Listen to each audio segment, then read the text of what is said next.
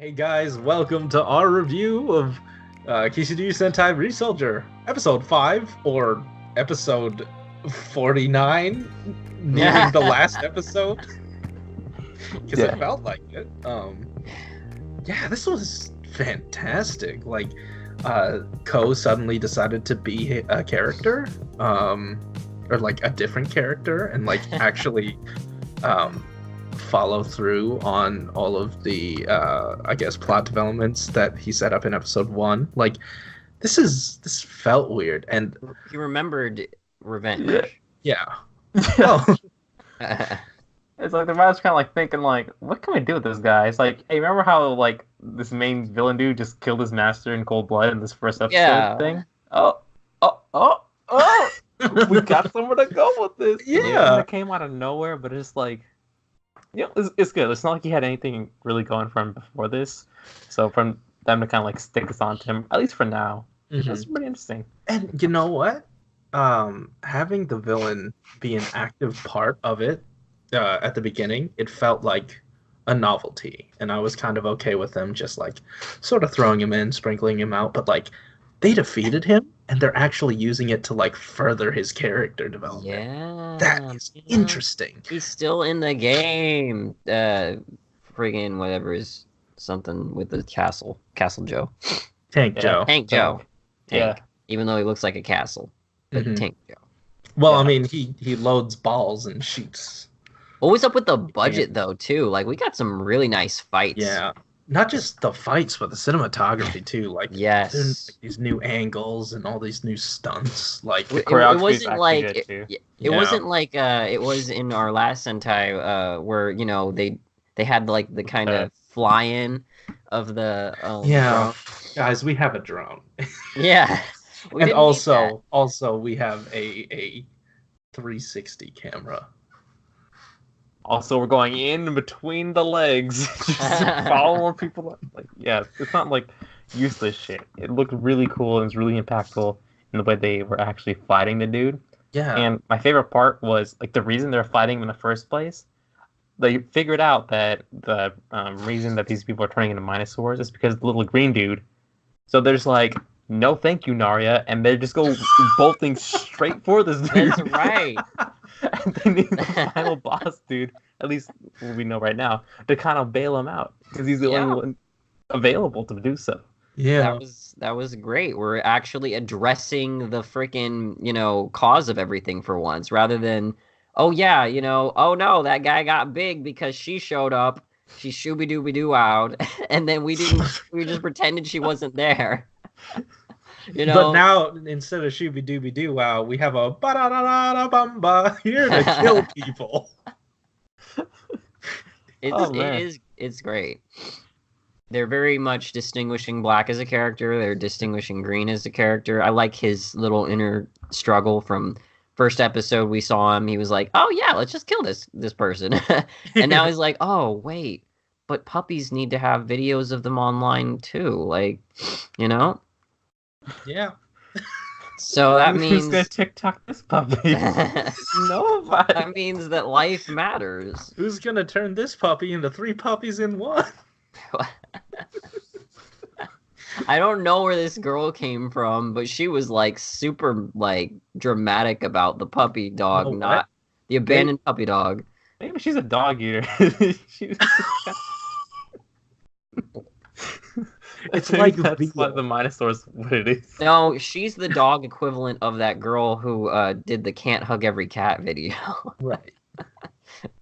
But it's odd how like we were like just farting on the whole aspect of random person of the week, like random helpless person of the week. But now it's like really well integrated.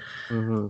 Something tells me that like since we took that 4-episode break with Super Sentai Strongest Battle, because like usually the toys would start coming out before then, and like the show would have happened, but then like we had that split and the toys kind of got like shifted to closer to the front of the episode, so they need to like I don't know, kind of shelve Blue and Pink's like arrivals into the show and then like speed it up until so we can match the release of Black and Green's mecha, who were supposed to come later.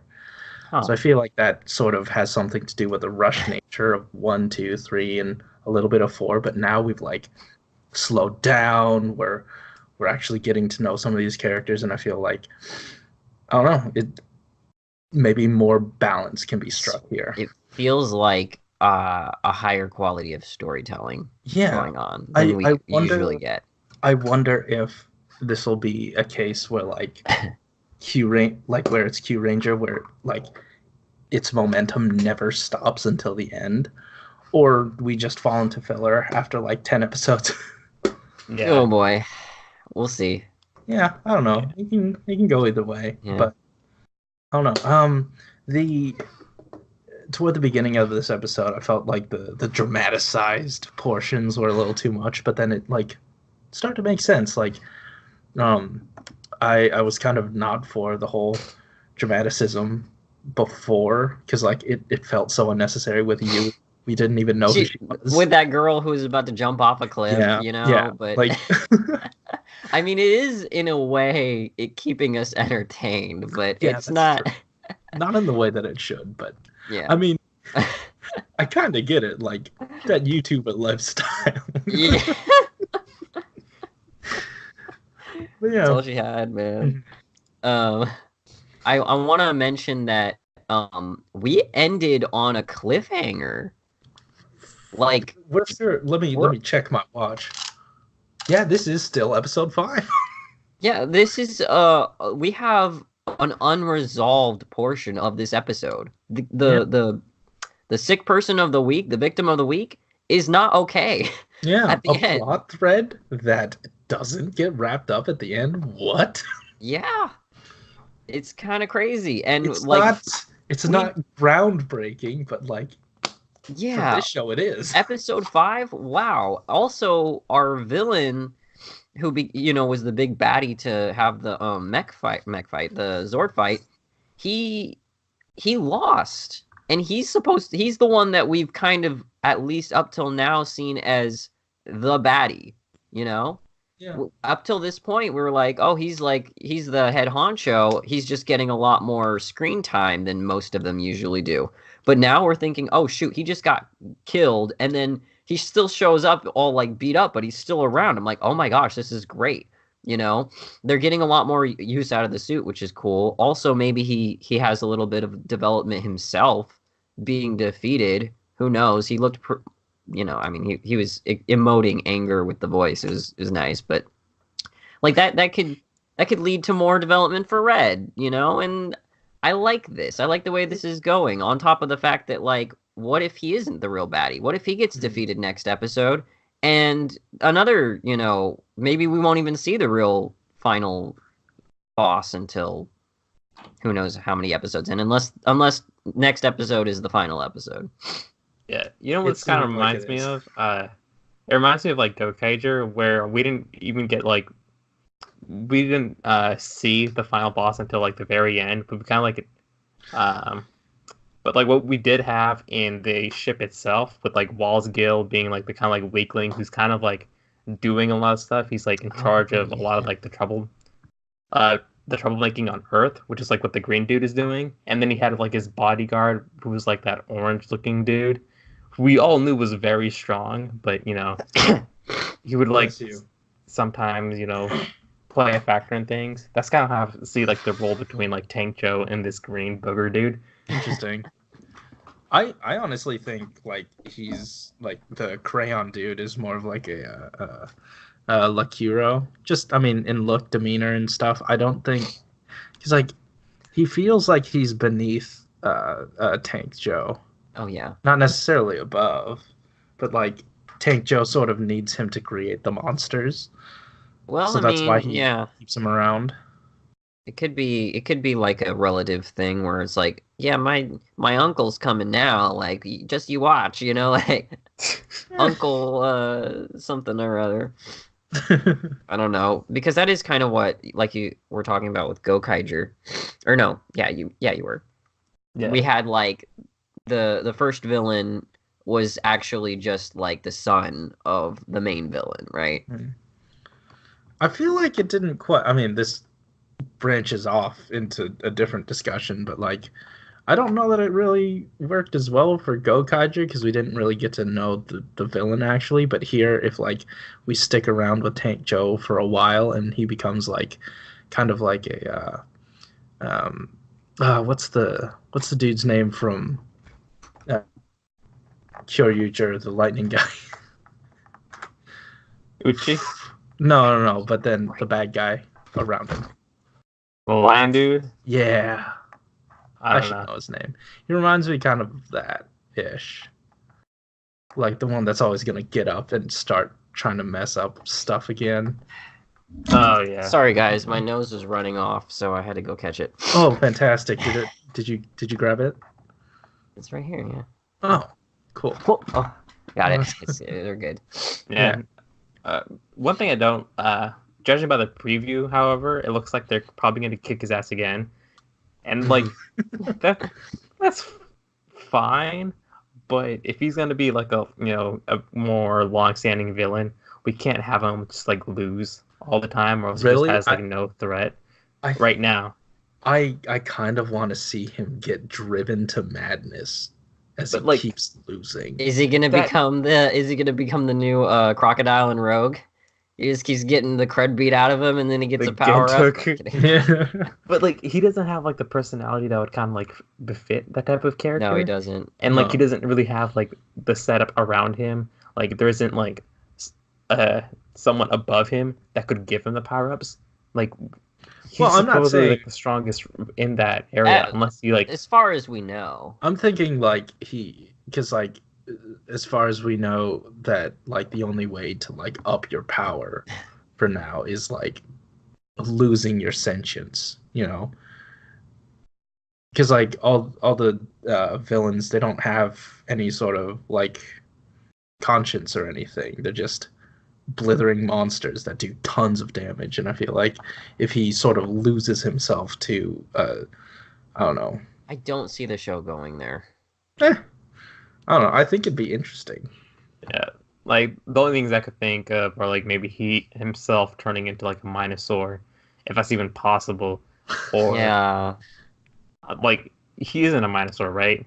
He's probably like that race that creates Minosaurs. I don't know.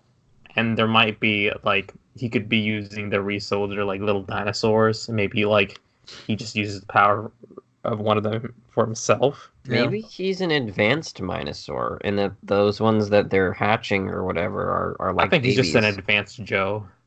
Yeah. Maybe a tank like Joe. He's pretty tanky. Yeah.